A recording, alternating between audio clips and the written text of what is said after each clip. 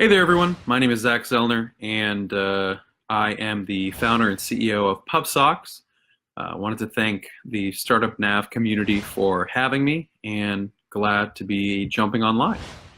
So, a little bit about my story. I started a company about a year ago. My background was in running various businesses, including baked goods, including cannabis and tech, and all of that parlayed itself into this past year when I just decided to launch a company in the e-commerce space. So, leaning on a lot of the background that I had, looking through different product ideas, tried a few, and got to a point where I understood that it was not going to be easy. I spent a lot of time looking at ads for various products and finally saw one that I liked, and it wasn't what I do now. I think it was actually printing phone cases with a customer's dog on them. I launched ads, didn't really pick up, and I walked away. Not long after, writing off the idea entirely, I said, maybe the dog printing business is not so bad, but it's the wrong medium. And PupSocks was born. So it was a company that was launched in July of last year.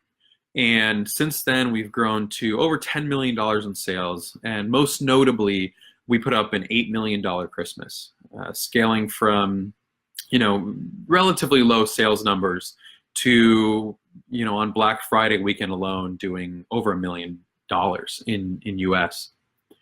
And that was a crazy journey. It all sounds good when we take it as face value. Wow, incredible, those kinds of numbers, that kind of product. But I'll tell you right now, delivering 250,000 Christmas gifts to people around the world and failing to deliver over 100,000 of them, it's not easy. And that journey, brought me to where I am today in leading that company and taught me a lot of lessons. I think the biggest one is that as soon as that happened, as soon as PupSocks blew up, I had massive fires to douse. And once I did, no one seemed to remember that we had these massive problems. Our customers did, but everyone around me in the startup world and kind of the entrepreneurial community quickly pointed to it and said, wow, you guys crushed it. You did an incredible job. These kinds of things always seem to work out. And, we're so happy for you. And I stopped and took a step back and went, this is interesting.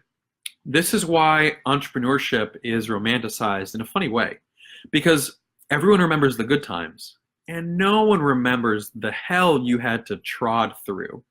So in my, brief few minutes here today, I think that's really what's important to me.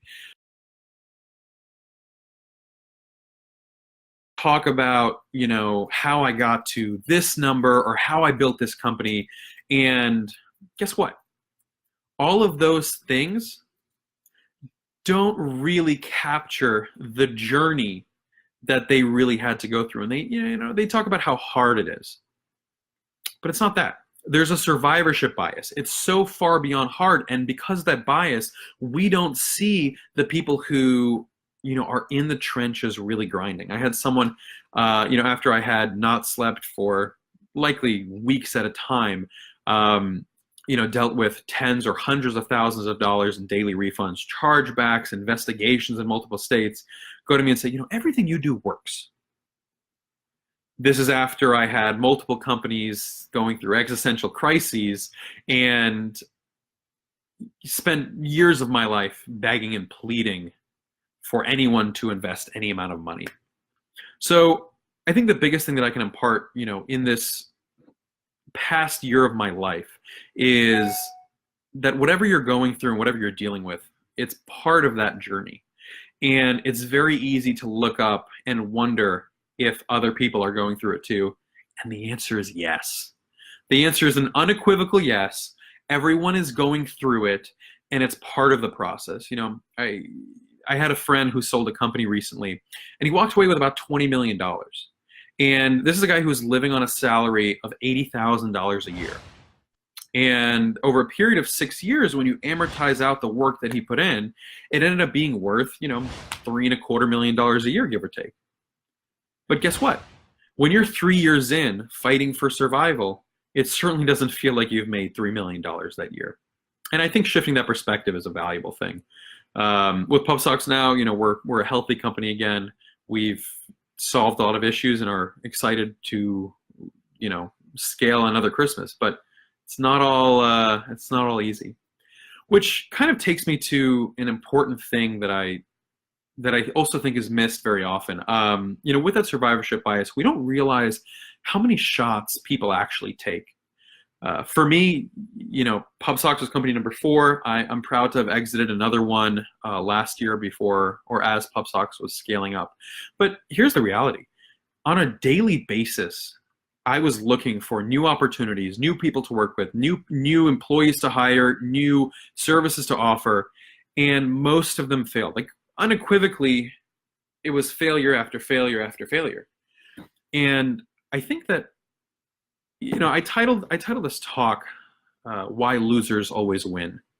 And no, I don't literally mean if someone's a loser, they're going to win in the end. I mean, if you are good at accepting that loss and pushing forward, you're ultimately going to learn the lessons you need to conquer. And that's a tough thing. But every one of those losses are what push you further to where you need to go. I mean, as an example, I started a cookie delivery business out of my apartment when I was 18 at Florida State University. And that cookie delivery company was bootstrapped. I had $100 to my name. I used to actually go to the supermarket to buy cookies that I would later resell. And I only had enough money to buy like 1 day of inventory. So every day I had to go and buy like that night of inventory. And as the company grew, I eventually closed a large investment deal with a totally random investor. In fact, so random, I just happened to be invited to a tour bus for a production company that was putting on a concert in town. And the guy stumbles out of the back of the tour bus and asks me if I live there and if he can get a ride. And this is at 4 a.m. And I had spent the last year of my life looking for anyone who would possibly be willing to fund this dumb little cookie delivery business run, at the time out of my apartment. And I pitch him. Yeah, I said, sure, I'll give you a ride. I didn't know who he was, but he said that he was looking at investment opportunities for that production company. I mean, this was a guy in his 20s for sure. So he said, I'm an investor. And he passed out because he was wasted. And I said, oh, I don't know who the hell this is. I'm going to just go drop him off and go home. I got a call the next day at 8 a.m. and he wanted to meet. That same guy ended up funding $300,000 US into that business at a very healthy valuation and helped me expand it to multiple locations. I think that's an interesting, discussion about luck. Some people believe in luck, some people don't. There are obviously fortuitous things. The core of what I was saying at that point, luck is very closely related to the number of shots that you take. And a lot of people don't realize that, if you are in a position where you somehow succeed on the very first try, then yeah, I'd probably call that luck. But if someone has taken 10, 20, 30, 50, 100 shots and they hit, that's not luck. That's persistence, right? I mean, if you were playing basketball, right? And if you were at a point where you threw, you shot the ball 100 times, it's going in at some point. I'm not saying you're going to have a very high hit rate, but that just means that if you need to make 10 shots, you're going to have to shoot more. LeBron can hit 10 shots and he's better, but if you need to hit 10, just take more shots. A lot of people also, don't take into account the importance of excellence in both your capacity to work intelligently and to work hard. I personally don't think that we have that much control over our circumstances. And there are a lot of situations that we can't necessarily change.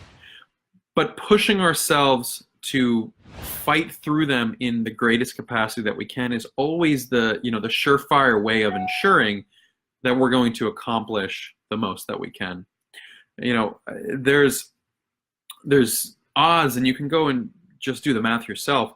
If you're working harder than 99% of people.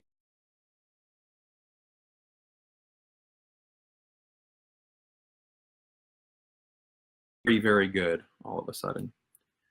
So I don't know that it's luck. I think it's persistence. And just like with anything else, PupSocks or the business before DocMJ, which exited, or my bakeries, none of it was my first go around. And all of it required me to try so many different things and pivot so many different times. So lean into it. I think is the best thing I can say. From here on out, depending on where you are in your journey, the most important thing that I'm realizing now is that a company is an embodiment of your own soul. And I never looked at it this way. For me, it was always about the margin. Can I sell this product? Does someone want this product? And can I deliver it to them? The problem is that consumers in this day and age don't care about that.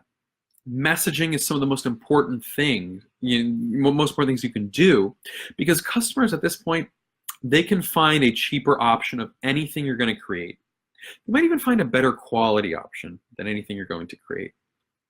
But the meaning behind what you're doing and the story of how you got there is what sells. And there's no way around it. Believe me, I've been fighting now for years trying to figure out how I can just stop telling a story and simply deliver a product. The issue is that Amazon or whoever else is always going to crush me. They have economies of scale. They have the ability to do whatever I'm doing and far better. And the companies that win have a soul. For me, as I am, running PupSocks, that means that what we do is represent the idea that this is a connection and bond with your pet. It's not about the core product. We have so many different now competitors on there. And look, you can go to a printing company and get them to print your dog on a sock, but you're not going to do that. You're going to go through us because we are able to then capture that experience, offer you a variety of products. We also give back to, dogs in need and shelters, and that resonates with people. So that when they get the product, they're going to their friends, their family, and knowing themselves that they're going to come back to us. It's a hard thing to do. But once you do it, it's incredibly valuable. When you go and look at, I got into a debate recently, actually, with my father, because I don't think US Foods is global. Naturally, it's called US Foods, but it's a major food service provider for restaurants here in the US. And it was acquired in a failed deal for about $8 billion, which sounds like a lot of money. But when you really boil it down, US Foods has tens of thousands of employees and 55 billion in revenue, I think, something along those lines. And they're feeding, 20-30% of this entire country. Meanwhile, Lululemon, a totally cult brand, has a market cap of $14 billion, almost double. And while US Foods has $20 billion in assets deployed, meaning that there's, static money, Lululemon has a couple $100 million. And that embodies the difference.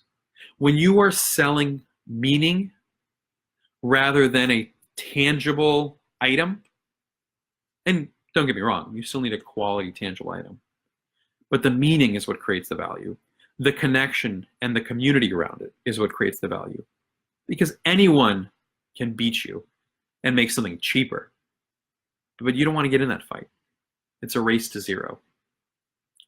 For me, that's what, I live by and what I work towards, which, takes me to the final point that I can share, which is LTV.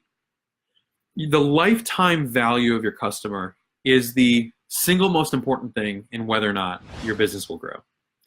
Take Starbucks as an example. You can look this up. Starbucks says LTV, and I'm quoting an article here from Kissmetrics, which is doing a case study on Starbucks. Starbucks has an LTV of $14,000 on average. So what that means is Starbucks' marketing department can sit there and spend $2,000, $3,000, $5,000, $7,000, $10,000 to get you to consistently drink Starbucks. That allows them scale. If I came to you and said, you need to acquire customers for $1, you could, maybe, I don't know. And you could go through the cheapest ways. Maybe you go door to door. Maybe you hold events at a local school. I don't know what you're selling. It doesn't matter. But you're not going to be able to acquire for $1 forever. It will go to 2, and then 5, and 10, and 100. And the only way you win is by growing the LTV, fundamentally. Because the higher the LTV gets, the more media you can buy. If you only have a $10 LTV, you're never, ever, ever going to be able to sell more than $10. And if you can make $10 work on TV, on radio, in billboards, in sponsoring stadiums, then great, more power to you. But you can't. No one can. Starbucks can go out and if they want to sponsor a stadium because they know if a stadium sponsorship is $14 million, as an example, all they need is to acquire enough customers that will spend in total $14,000. Does that make sense? You know, if you have that kind of number, all you need is, 1,000 customers, right? That's the core of why LTV is so important.